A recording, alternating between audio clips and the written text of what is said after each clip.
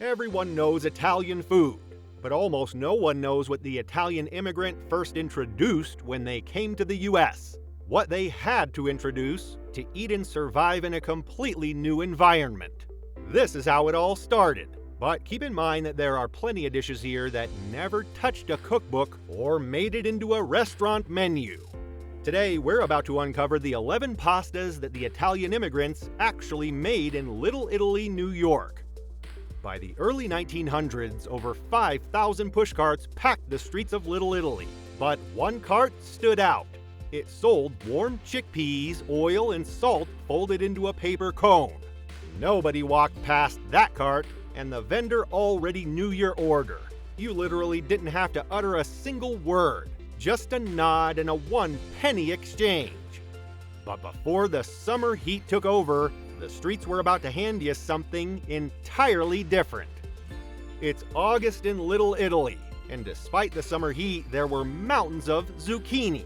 The best style? Just slice it thick and add onions, garlic, oil, and cook it on low heat. The streets were alive with smells that drifted between buildings, and this was the smell of August. Then September came. Zucchini vanished, and honestly, nobody took it harder than the Italians. Now, this next dish has an origin story 1,000 years in the making. Pasta and sardines were allegedly born when an Arab military cook stranded in Sicily improvised a meal from sardines and whatever the land offered. Little did he know, he invented a legend. Fast forward a millennium and the same recipe lived on, but in a different setting. A cramped Little Italy tenement, no icebox, and payday still 3 days away.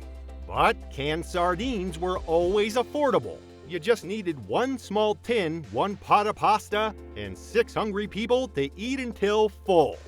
And an unknown fact is that toasted breadcrumbs traditionally finished the dish. Because, of course, even the cheese had a humble substitute.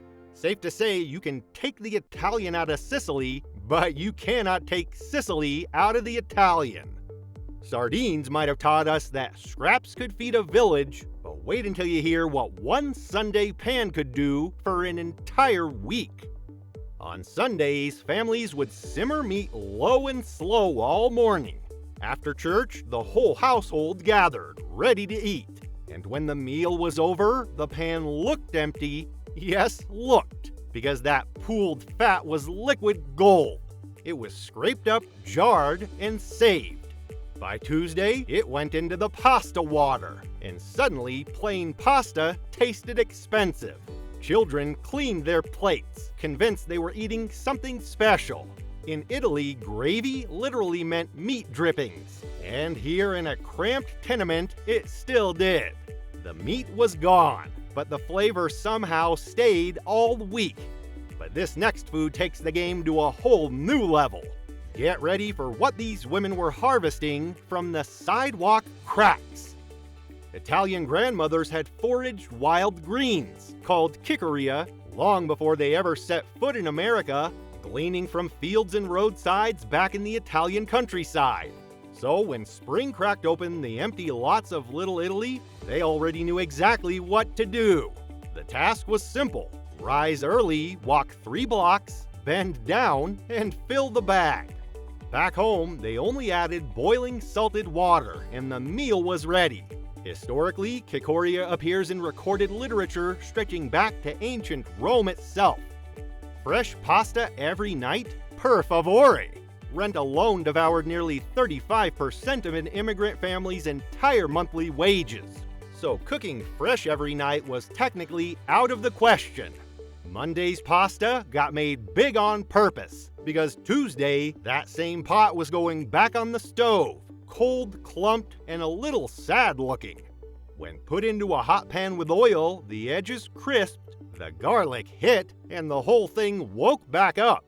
Reheated pasta was not defeated, it was a mother strategy, and honestly, it tasted better the second day anyway. On Sunday, the pot simmered for hours. By the 1920s, Sunday sauce had become an identity. It was a way of stitching Italian roots into American life. Then Wednesday arrived.